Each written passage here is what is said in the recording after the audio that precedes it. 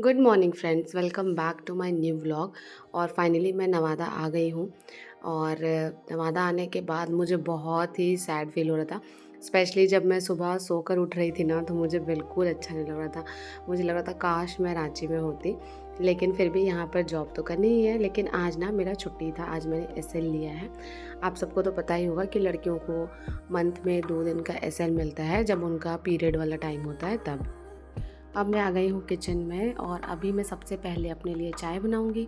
आपको तो पता ही है कि मेरे दिन की शुरुआत चाय के साथ होती है। और आज ना मुझे किचन देख के ऐसा लग रहा था कि किचन में बहुत गंदगी है। तो शुरुआत तो मैंने यहाँ से की कि मुझे सबसे पहले चूल्हा पोंछना है। तो मैंने सोचा कि सबसे पहले मैं चूल्हा पोंछ लूँगी, उसके बाद खाना बनाऊँगी। लेकिन चूल्हे के नीचे देखा तो वहाँ भी थोड़ी सी गंदगी है। क्योंकि देखिए, अभी मैं किचन में काम करती नहीं हूँ, क्योंकि मैं स्कूल जाती हूँ डेली। तो मुझे टाइम तो होता नहीं है कि मैं किचन में बहुत ज़्यादा टाइम दूँ। आंटी आती हैं, वही काम करके चली जाती हैं। ऊपर से मैं 8 दिन से तो बाहर हूँ रांची में। तो आपको तो पता ही है कि जब भी आप 2 दिन के लिए भी कहीं बाहर जाएंगे ना और वापस आएंगे, तो आपको ऐसा फील होगा कि आपका घर बहुत ज़्यादा गंदा हो गया है। तो पिछले 2 दिनों में मैंने अपने दोनों रूम की सफाई की है। एक वो रूम जिसमें मैं यूट्यूब का अपना कंटेंट क्रिएट करती हूँ, और दूसरा मेरा बेडरूम। दोनों रूम को मैंने अच्छे से क्लीन किया। और आज मैं पहले सोच रही थी कि किचन को ऐसे ही थोड़ा थोड़ा क्लीन करूँगी, खाना बना लूँगी, उसके बाद डीप क्लीनिंग करूँगी फ्रेंड्स। लेकिन जब भी सफाई की बारी आती है ना, तो मेरे से उल्टा हो जाता है। मतलब मैंने इतनी गंदगी देखी, मुझे ऐसा लगा कि चलो ठीक है, पहले सबको चाय बना कर दे देते हैं और उसके बाद आज किचन क्लीन करते हैं। अभी देखिए, मैं वर्किंग हूँ, तब भी मैं अपने घर का ध्यान रखती हूँ, अपने फैमिली की केयर करती हूँ। ऐसा नहीं है कि मैंने अपनी फैमिली को छोड़ दिया है। और आपको पता है, सोसाइटी में ये बहुत बड़ा मिथ है। लोग कहते हैं कि वर्किंग लड़कियाँ जो होती हैं, उनके बच्चे बिगड़ जाते हैं, उनका रिलेशनशिप उनके हस्बैंड के साथ अच्छा नहीं रहता है, वो अपने फैमिली को टाइम नहीं दे पाती हैं। ऑफकोर्स मैं ये तो ज़रूर कहूँगी कि जो वर्किंग है वो फैमिली को उतना टाइम नहीं दे पाएंगे जितना कि एक हाउसवाइफ देती हैं। लेकिन फिर भी हमें वर्किंग होना चाहिए, क्योंकि जब हम वर्किंग होते हैं ना, तो हम भले ही फैमिली को टाइम थोड़ा कम दे पाते हैं, लेकिन हम अपने लिए भी कुछ कर पाते हैं। और सबसे अच्छा ऑप्शन ये होता है कि आप दोनों को बैलेंस करके चलिए। हाउसवाइफ्स के अंदर ये रिग्रेट होता है, ये गिल्ट होता है कि उन्होंने अपने लिए कभी कुछ नहीं किया, उन्होंने पूरी ज़िंदगी अपने परिवार को दे दी और बदले में उनको उतना सम्मान नहीं मिला। और जो वर्किंग होती है, उनके अंदर ये गिल्ट होता है कि उन्होंने अपने परिवार का ध्यान नहीं दिया, उन्होंने सारी ज़िंदगी केवल काम काम काम पे फोकस किया। तो लाइफ जो है ना, इन दोनों के बीच में केवल बैलेंस बनाने के लिए है कि आप ठीक है, वर्किंग है, आप काम भी कर रहे हैं, लेकिन आप सेम अमाउंट ऑफ टाइम अपने फैमिली मेम्बर्स को भी दें और उनके लिए भी कुछ करें। क्योंकि पता है आपको, कभी कभी ना आप शरीर से चाहे कितना भी कर लीजिए, कभी कभी मतलब हमारे जो पेरेंट्स होते हैं, हमारे जो हस्बैंड होते हैं, हमारी जो फैमिली होती है, उनको भी ये अच्छा लगता है कि उनको कोई सरप्राइज़ गिफ्ट दे। और उसके लिए ना आपको पैसे की ज़रूरत होगी, और वो पैसा जब आप खुद कमा कर लाएंगे, तब आपको ज़्यादा अच्छा फील होगा।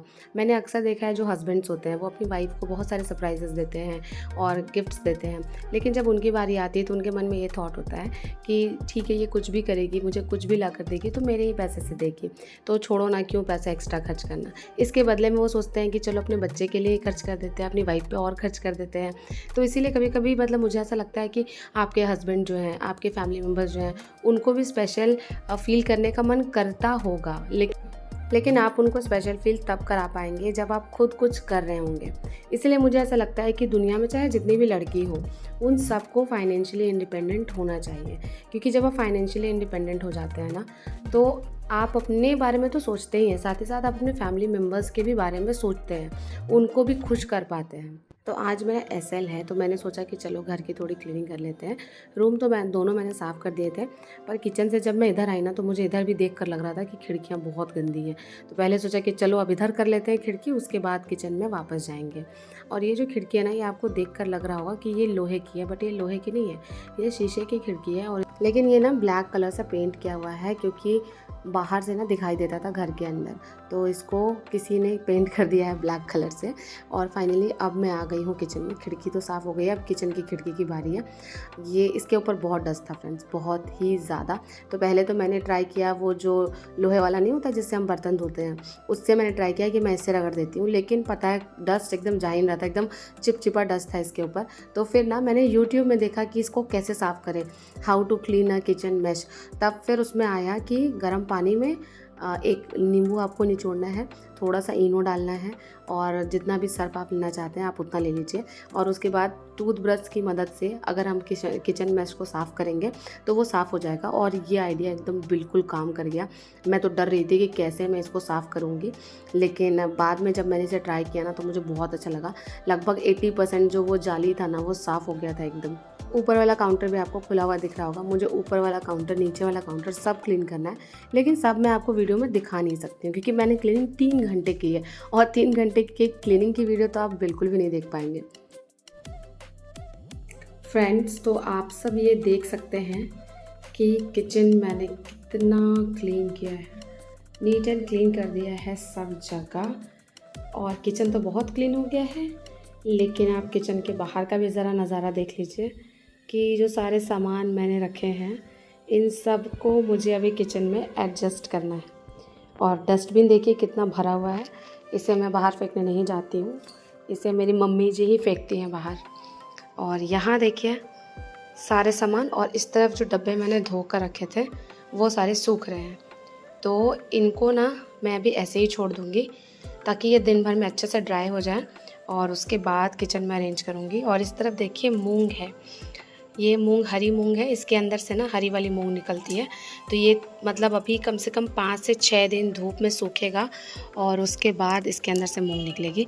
और झाड़ू देखिए दोनों इधर उधर पड़े हुए हैं, मैंने क्लीन करके ऐसे ही फेंक दिया है क्योंकि अब मेरे अंदर ना शक्ति नहीं बची कुछ भी करने की। तो बस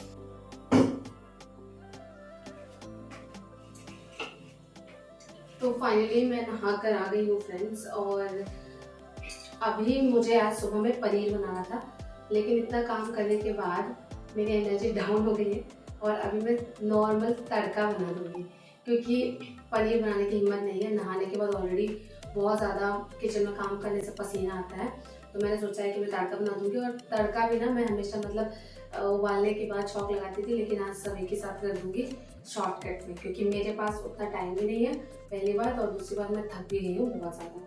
तो फिलहाल ये सारे लौंग में लगा ले रही हूँ यहाँ पे।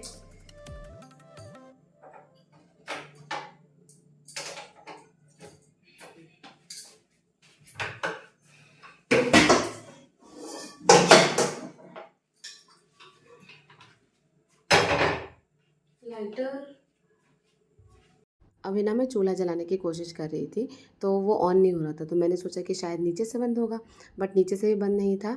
ये ना भीगा हुआ था बहुत ज़्यादा और इसी वजह से ये ना ऑन नहीं हो रहा था। तो मैंने सोचा कि चलो इनको धूप में रख देते हैं और जब तक ये धूप में सूखेंगे तब तक मैं किचन में थोड़ा सामान जो है वो अरेंज कर लेती हूँ। इन सारे डब्बों को आज मैंने बहुत अच्छे से धोया है फ्रेंड्स।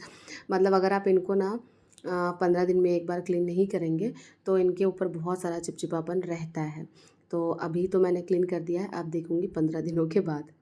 और कभी कभी ना घर को ऐसे डीक्लटर करना बहुत ज़्यादा ज़रूरी होता है क्योंकि जब हम घर को डीक्लटर करते हैं ना तो बहुत सारी पॉजिटिव एनर्जी आती है। और घर जब बहुत ज़्यादा भरा भरा होता है, आप देखेंगे कि हर महीने दिन में आपके घर में अननेसेसरी चीज़ें ना भर जाती हैं। तो मैं क्या करती हूँ कि जितनी भी चीज़ें मुझे लगता है कि मैं नेक्स्ट 3 मंथ तक इनको यूज़ नहीं कर सकती हूँ, मैं उनको फेंक देती हूँ क्योंकि पता है अननेसेसरी चीज़ें जमा करना मुझे बिल्कुल भी पसंद नहीं है। कहीं पे मैंने ये पढ़ा था और ये सुना भी है यूट्यूब वीडियोज़ में कि अगर आप अननेसेसरी सामान जमा करते हैं जिनका कोई यूज़ नहीं है तो वो सामान ना आपको बद्दुआ देते हैं कि मुझे इस घर से निकालो, ये मेरे लिए, ये जगह मेरे लिए नहीं है। और उसकी वजह से घर की वाइब्स जो है ना वो नेगेटिव हो जाती है। और मैं इन सब चीज़ों पर बहुत ज़्यादा बिलीव करती हूँ। लॉ ऑफ अट्रैक्शन पे भी बिलीव करती हूँ और वाइब्स पे भी बिलीव करती हूँ कि जब घर में कचरा होता है तो घर में लड़ाई झगड़े शुरू हो जाते हैं और इसके अलावा आप खुद भी मोटिवेटेड फील नहीं करेंगे। मैंने ऐसा बहुत बार नोटिस किया है कि जब मेरा रूम साफ़ होता था, स्टडी रूम, तो मैं बहुत अच्छे से पढ़ाई कर पाती थी। लेकिन जब रूम ऐसे बिखरा हुआ होता है तो मैं पढ़ाई नहीं कर पाती, मेरा मन ही नहीं करता था पढ़ने का। और आपको पता है जब किचन वगैरह बहुत साफ़ होता है ना तो खाने का टेस्ट भी अच्छा होता है। जैसे आज मैंने तड़का बहुत ही शॉर्टकट में बनाया था, बट पता है खाने में बहुत ही ज़्यादा टेस्टी बना था। जब तक दाल में सीटी आ रही है फ्रेंड्स तब तक मैं सोच रही हूँ कि मैं आपसे थोड़ा बातें कर लूँ। अभी मैं नहा कर आई हूँ, लेकिन आपको पता है मेरे जो बाल है वो पसीने से गीले हो गए हैं और अभी इनको ड्राई करना बहुत मुश्किल है। मैंने सोचा था कि मैं रांची जाऊँगी तो वहाँ पर मैं हेयर कट करा लूँगी, लेकिन ये पॉसिबल नहीं हो पाया, मुझे टाइम ही नहीं मिला पार्लर जाने का। तो अभी देखते हैं, नवादा में कोई अच्छा ऑप्शन ढूंढूंगी, वहाँ पर हेयर कट कराऊंगी तो आपको बताऊंगी। क्योंकि मेरे बाल इतने घने हैं, इतने हैवी हैं कि इनको संभालना मुश्किल है। मतलब जब मैं घर में होती थी तो मम्मी मेरी हेयर केयर ज़्यादा करती थी, मैं कम करती थी, लेकिन यहाँ पर मैं नहीं कर पा रही हूँ। इसलिए ना मैं हमेशा अपने बाल छोटे करवा लेती हूँ। जब भी इतने लंबे होते हैं तो छोटे करवा लेती हूँ। मुझे लंबे बालों का बहुत शौक है, लेकिन उतना टाइम नहीं है और उतना एफर्ट लगाने का मुझे मन नहीं करता। मुझे लगता है कि मुझे अब इन सब चीज़ों से हटकर किसी और चीज़ पर एफर्ट लगाना चाहिए। और इसके अलावा रांची से मैंने बहुत कुछ ख़रीदा है फ्रेंड्स, जैसे कि बहुत कुछ नहीं ख़रीदा है, मतलब मैंने बैग्स बहुत सारे लिए, bag, purse, wallet, side bag, वो सारे ख़रीदे हैं। तो वो मैं आपसे शेयर करूंगी इस वीडियो में थोड़ी देर के बाद। तो वेट लॉस का ही बोलते हैं फ्रेंड्स। मुझे एक बहुत ही प्यारा कमेंट आया था जिसमें मेरी एक सब्सक्राइबर ने लिखा था कि जब मैं भी जॉब में थी तो मैंने भी अपने हेल्थ को बहुत इग्नोर किया था, एक्सरसाइज वगैरह नहीं करती थी, तो आज मैं पछता रही हूँ। तो मतलब उनकी इस बात को मैंने बहुत ही ज़्यादा मतलब कंसिडर किया है कि हाँ ठीक है, ये बहुत ही बढ़िया सजेशन था कि मैं ना दूसरों को देखकर ज़्यादा सीखती हूँ। और अभी जो सब्सक्राइबर ने मुझे ये सजेशन दिया है कि दी आप अपनी हेल्थ पर ध्यान दीजिए, तो क्योंकि उनके सजेशन से मैं सीख रही हूँ कि अगर उनकी हेल्थ ख़राब हुई तो हम सबकी भी हो सकती है। तो ये तो हेल्थ चैलेंज मैं लेने ही वाली थी, क्योंकि पहले भी मैं लेने की बहुत कोशिश करती थी, पर कभी मेरा केवीएस के एग्जाम, कभी एस्टेट, कभी बिहार पीआरटी, तो कभी 6 to 8 का एग्जाम, 9 10 का एग्जाम, तो इसी की वजह से मेरा बीच बीच में छूट जाता था। लेकिन इस बार मैं 120 डेज़ का चैलेंज लूँगी, और 120 डेज़ में होते हैं टोटल 4 महीने, और 4 महीने में कंटिन्यूअस अपने हेल्थ पर फोकस करूँगी और देखते हैं कि 4 महीने के बाद रिजल्ट कैसा होगा। आपको तो पता ही है कि मेरा डिटर्मिनेशन काफ़ी हाई है, मैं जल्दी मतलब वो बोर नहीं होती हूँ या बैकआउट नहीं करती हूँ, जो एक बार सोच लेती हूँ वो करती हूँ। तो कोशिश करूँगी कि 4 महीने तक हेल्दी खाना, डाइट, एक्सरसाइज जो भी है सब फॉलो करूँ, और उससे रिलेटेड ना मैं एक एक शॉर्ट्स हर दिन अपलोड करूँगी, ताकि आपको भी पता चल जाए, जिनको भी मेरे साथ हेल्थ वेट लॉस चैलेंज लेना है, आप भी मेरे साथ ले पाएँ। तो फिलहाल कुकर में सीटी बहुत आ रही है, अभी जा रही हूँ उसे बंद करने के लिए, बाद में आपसे बात करती हूँ। हे फ्रेंड्स, तो अभी मैं आपसे शेयर करूँगी कुछ चीज़ें जो कि मैंने रांची में खरीदी थी। बेसिकली ये सारे पर्स हैं डिफरेंट टाइप के, लाइक एक हैंड बैग है, एक साइड बैग है, एक वॉलेट है और एक छोटा सा पर्स है। वो मैं आपसे शेयर करूंगी, आप मुझे बताइएगा कि आपको सबसे अच्छा कौन सा लगा। और इस बार जब मैं रांची गई थी तो मैंने अपने लिए भी दिल खोल के शॉपिंग करी है फ्रेंड्स। मतलब मैं हमेशा बहुत ज़्यादा कर ही लेती हूँ शॉपिंग, लेकिन इस बार मैंने और ज़्यादा की है।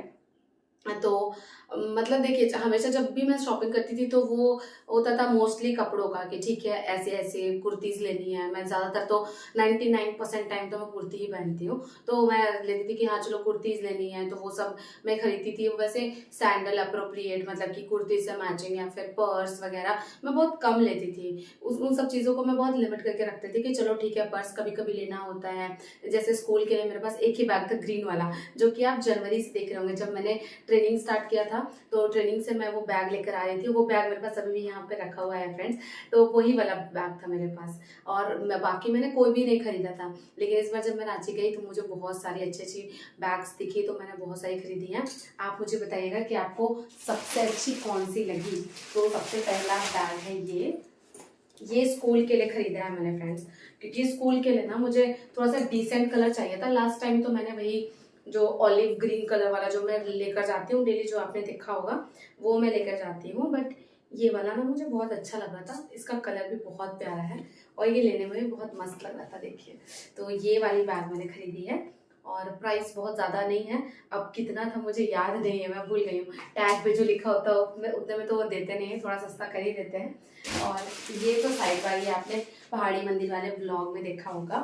ये साइड बैग मैंने परचेज किया है कि कहीं मुझे थोड़ा मार्केट जाना होता है, इनके साथ निकलना होता है, तो ये बैग मेरे बहुत काम का है।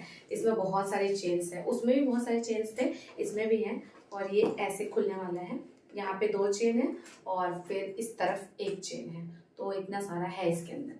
और फिर देखिए, ये मैंने एक छोटू सा पर्स खरीदा है। ये बहुत मस्त है कि कहीं भी अगर आप जाएंगे तो इसको साथ में ऐसे हाथ में लेकर जा सकते हैं। और ये कलर इसका पता नहीं क्या है, आजकल बहुत सारे कलर आ गए हैं, तो मुझे प्रॉपर नाम नहीं पता ये कलर का, लेकिन ये मुझे बहुत अच्छा लगा। इसके अलावा मैंने एक वॉलेट भी खरीदा है, जो कि मैं आपको दिखा रही हूँ। ये मैंने छोटा सा वॉलेट अपने लिए खरीदा है, ये पिंक कलर का है। और मैं शॉपिंग करूं और मेरे पास पिंक कलर का कोई चीज़ ना हो, ऐसा हो ही नहीं सकता। तो जब मैं बैग परचेज करी थी ना, तो मैं बहुत सोच समझ के कर रही थी कि नहीं, पिंक कलर नहीं होना चाहिए, लेकिन वॉलेट में मुझे यही सबसे अच्छा लगा और ये बहुत बढ़िया है। देखिए, ऐसे, इसमें पैसे, इसमें मेरा आधार कार्ड है, और फिर ये ऊपर से ऐसे चेन पैसे रखने वाला। और अभी मेरे पास है कुछ 630 रुपये है मेरे पास अभी इसमें। और इसके अलावा इसमें कार्ड रखने के लिए ऐसा बनाया हुआ है कंपार्टमेंट, जो कि बहुत बढ़िया है। तो ये वाला मुझे बहुत अच्छा लगा, तो ये वॉलेट मैंने अपने लिए ख़रीदा है। तो बैग तो मैंने इतने ही ख़रीदे हैं, मतलब 4 टोटल मैंने ख़रीदा है। और इसके अलावा ड्रेसेस में मैंने 4 ड्रेसेस खरीदी हैं, जिसमें से 1-2 तो आपने देख ही लिया होगा, और एक वाइट ड्रेस मैंने कहा था आपको कि मैं आपसे शेयर करूँगी, लेकिन अभी मेरा मूड नहीं है, बाद में करूँगी कभी। और बाय द वे मेरे हस्बैंड शाम में आने वाले हैं, तो उनके लिए भी मुझे कुछ स्पेशल बनाना है खाने में। आप सबको तो पता ही होगा कि उन्होंने नॉनवेज कम्प्लीटली छोड़ दिया है जब से वो पहाड़ी मंदिर गए हैं, तो ऑब्वियसली उनके लिए पनीर बनाऊंगी। और अब तो हम दोनों सेम पार्टी के हैं, मतलब हम दोनों की चॉइसेस भी अब सेम हो गई हैं, तो अभी और मज़ा आ रहा है मुझे। तो चलिए मिलती हूँ आपसे थोड़ी देर के बाद।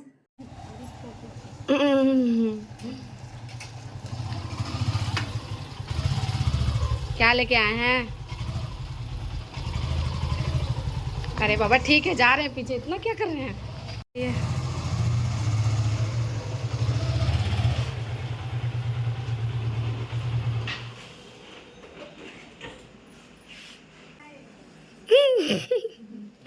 शादी हुआ तो बेटा से हाथ धो दी मम्मी। तब बहू मिल गई ना भाई साथ रहने के लिए। बेटा मेरा हो गया ना, तो क्या तब भी घर में पधारिए। हे फ्रेंड्स, तो मेरे हस्बैंड आ रहे हैं धीरे धीरे। अभी जो मैं मम्मी को बातें कह रही थी वो मैं मजाक में कह रही थी, आप सब इसे सीरियसली मत लीजिएगा प्लीज़। और मेरे हस्बैंड आते ही अपने काम में लग गए हैं, स्कूल में इनको कुछ काम मिला है तो ये वो पूरा कर रहे हैं। और फाइनली आज के व्लॉग को मैं यहीं पर ख़त्म करती हूँ। फ्रेंड्स, आपको आज का व्लॉग कैसा लगा मुझे कमेंट करके ज़रूर बताइएगा। मिलती हूँ आपसे नेक्स्ट व्लॉग में, तब तक के लिए अपना ध्यान रखिएगा। Bye bye and take care. और हाँ, मुझे इंस्टाग्राम पर जाकर तुरंत फॉलो कर लीजिए।